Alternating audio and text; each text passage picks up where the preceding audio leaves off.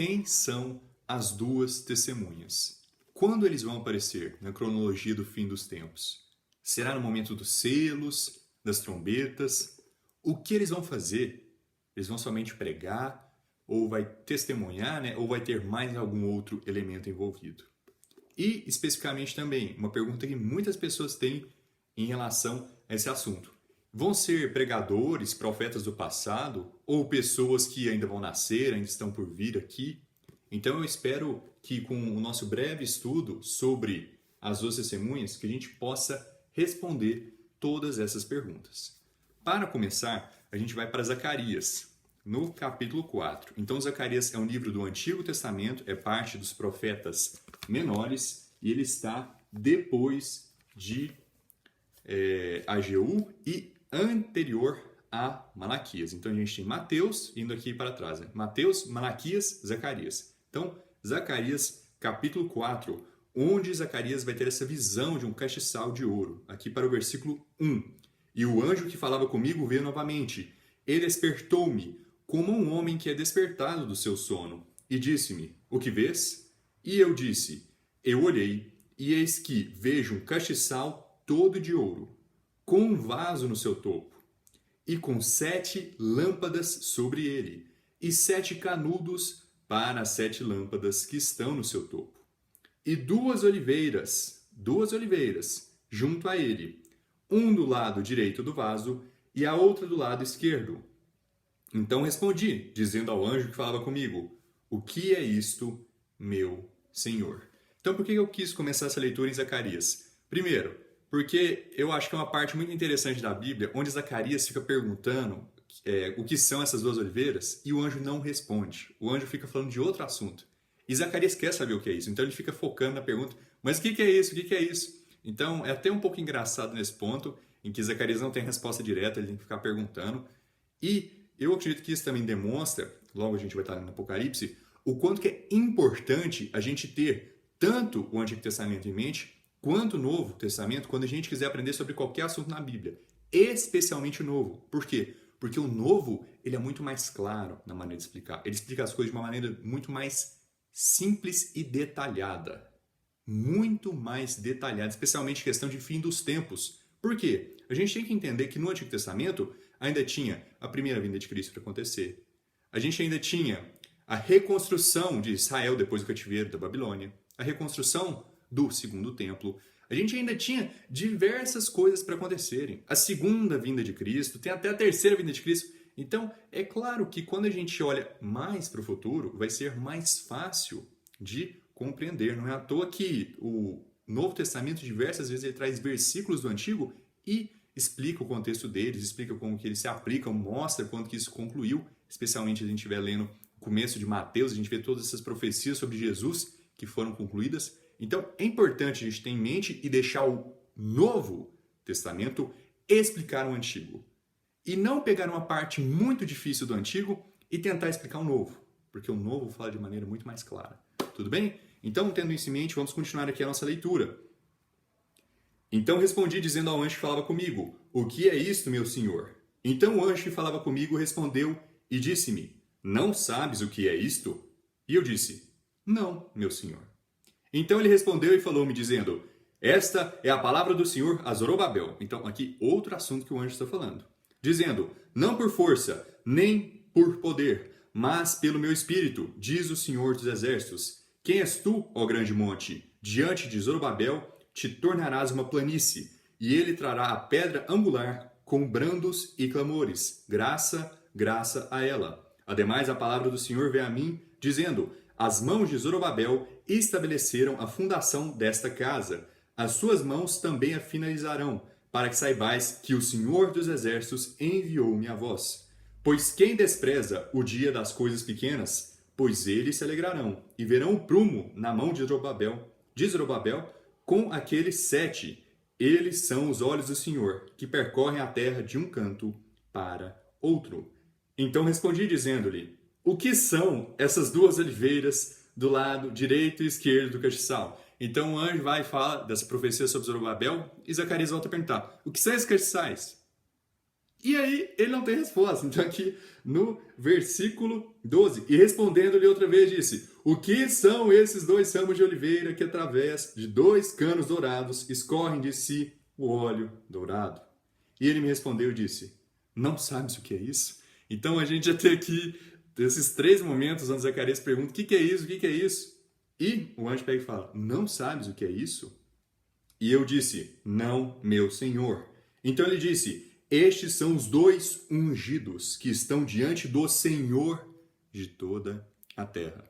Tendo isso em mente, vamos agora para Apocalipse, capítulo 11. Então aqui eu só queria mostrar nesse primeiro momento como que é muito mais difícil a gente entender as coisas no Antigo Testamento. E é proposital isso. Não foi revelado tudo de uma vez. A gente não consegue aprender sobre quem Deus é, sobre qual é a vontade dele, sem o Antigo Testamento e sem o Novo. A gente precisa da leitura de ambos. A gente tem detalhes que a gente nunca vai conseguir somente lendo o Novo e somente lendo o Antigo. Então a gente vai aqui para Apocalipse, capítulo 11. Nessa primeira parte aqui, foi dado um caniço semelhante a uma vara a João para ele medir o templo de Deus e o altar e os que adoram nele. Mas o átrio que está fora do templo, deixa-o e não meças, porque foi dado aos gentios e eles pisaram a cidade santa por 42 meses. Então o que a gente tem aqui? A abominação da desolação.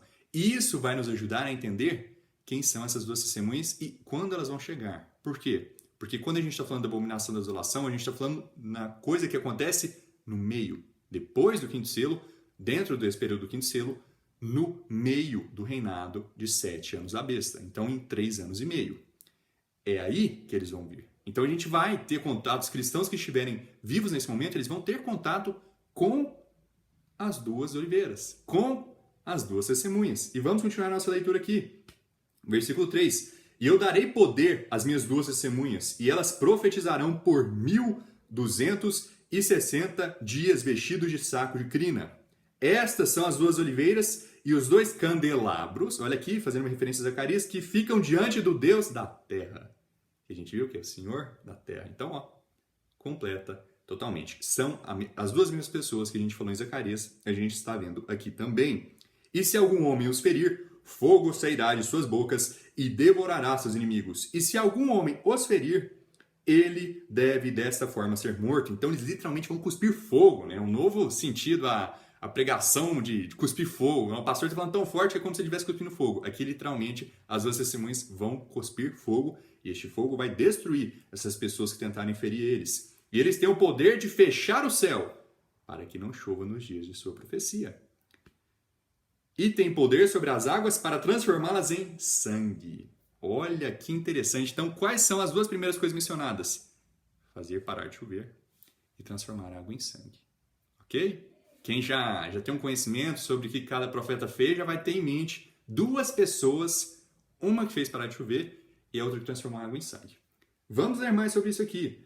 E de ferir a terra com todas as pragas. Olha só, sempre que quiserem. Quem feriu a terra do Egito com muitas pragas? Quem fez parar de chover por 3 anos e 6 meses na terra de Israel? Então, a gente tem 2 pessoas distintas aqui.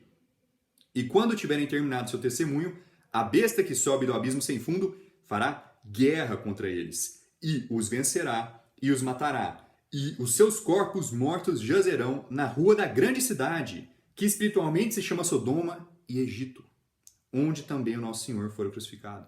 Qual cidade é essa? Jerusalém, que espiritualmente se chama Sodoma e Egito.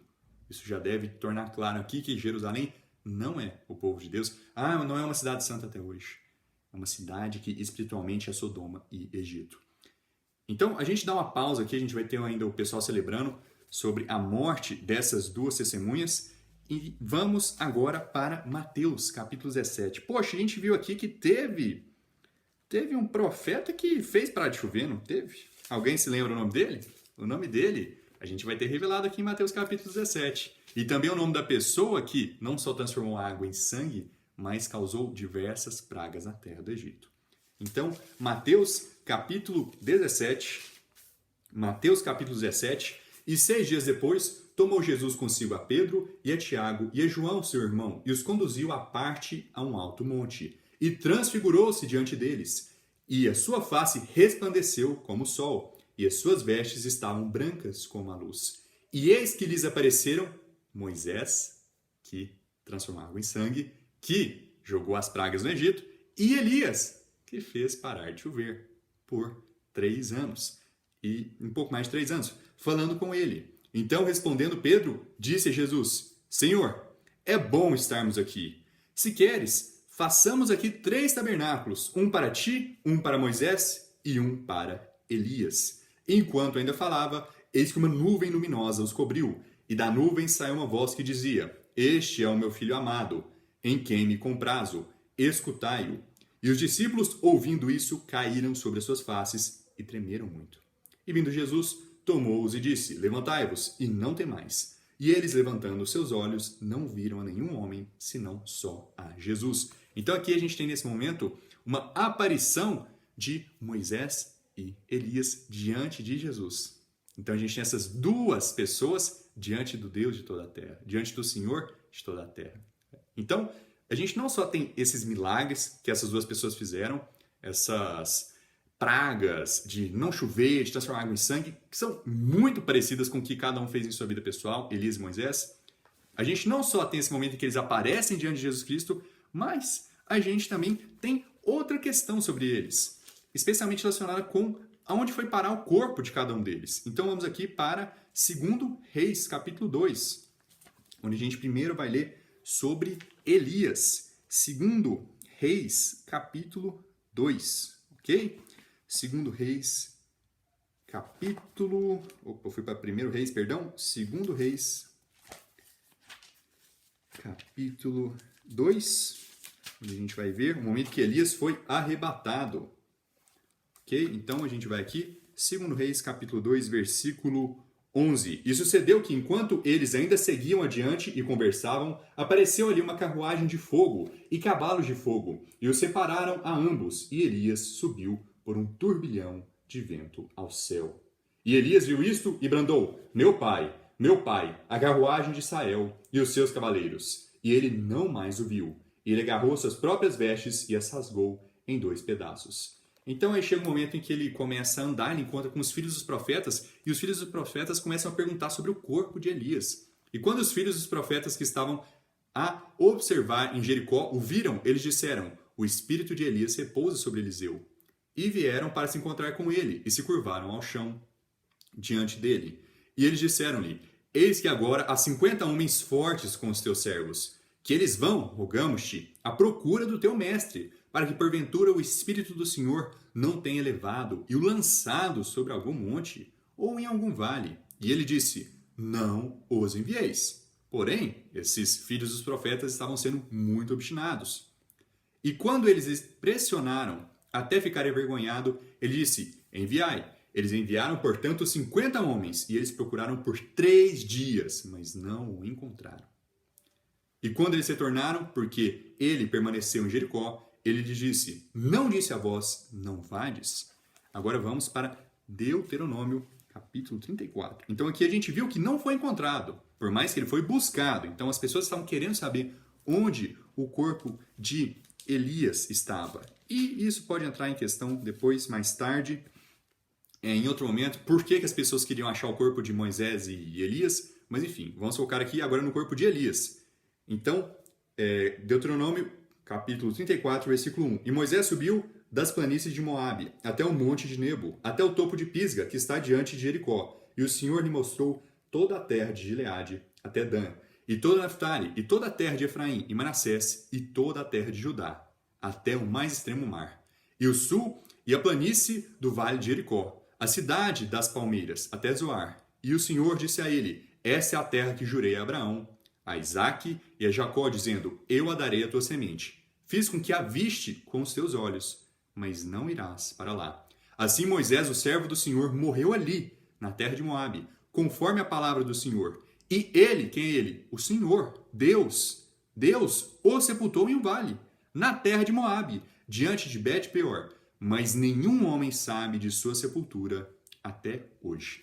Então aqui em 2 momentos a gente tem essa morte um tanto quanto diferente. Aqui o Senhor enterra Moisés, e no primeiro momento com Elias ele é arrebatado. E a gente sabe que as pessoas não estão no céu hoje em dia em corpo, mas em alma e espírito. E claro, quando a pessoa é arrebatada, assim como Enoque foi, elas não veem a morte.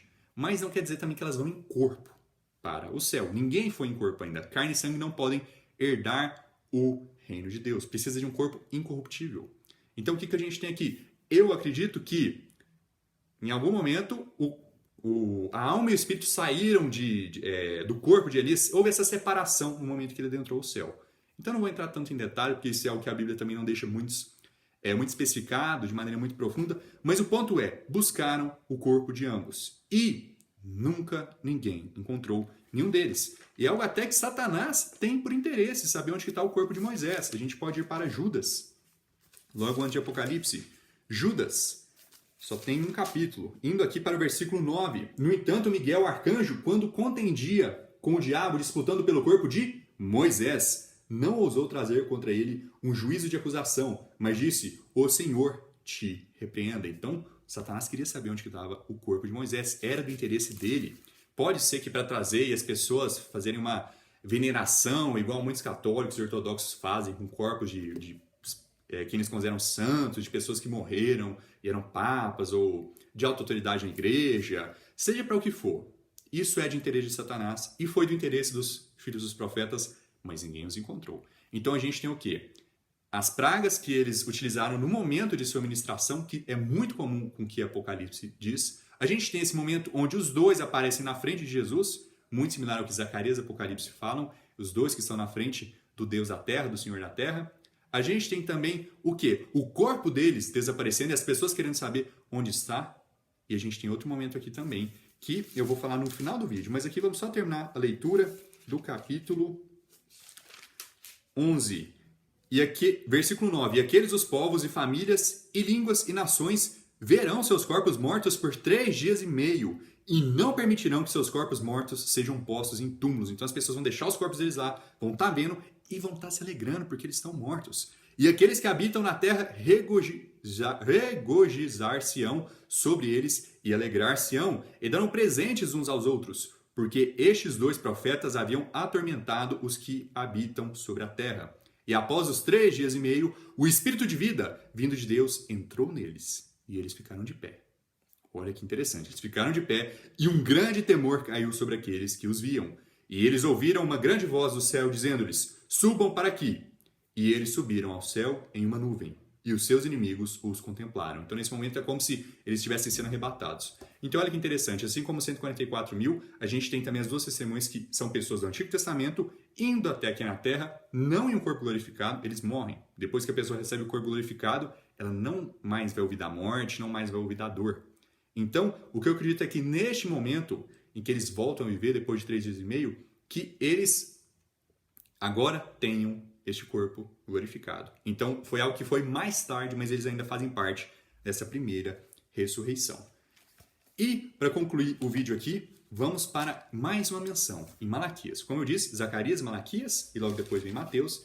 Então, vamos para Malaquias, capítulo número 4, para a gente ler uma última menção, que também, na minha opinião, é uma prova muito grande de que é Moisés e Elias. Malaquias, capítulo 4, versículo 4. Lembrai-vos da lei de Moisés, meu servo, que eu lhe ordenei em Horebe, para todo Israel, com os estatutos e juízos. Eis que eu vos enviarei Elias, o profeta, antes da vinda do grande e terrível dia do Senhor. Claro, o versículo 5 é uma profecia que também se aplica a João Batista, que veio no espírito de Elias. Mas aqui, a gente tem muitas vezes na Bíblia profecias duplas. E eu acredito que aqui seja uma referência a que Elias vai retornar, e não é por coincidência que menciona Moisés, a gente vai ter esses 2 retornando antes do período das trombetas, antes do período das pragas, que é conhecido como o grande e temível dia do Senhor. Então espero que tenha ficado claro quem são essas 2 testemunhas, por que eu não acho que é Enoque. Sim, ele também foi arrebatado, mas não tem tantas conexões como Moisés e Elias tiveram. Espero que tenha ficado claro também o que eles vão fazer, por quanto tempo eles vão ficar aqui e como vai terminar, eles sendo levados com uma nuvem até o céu. Muito obrigado a todos que assistiram e até mais.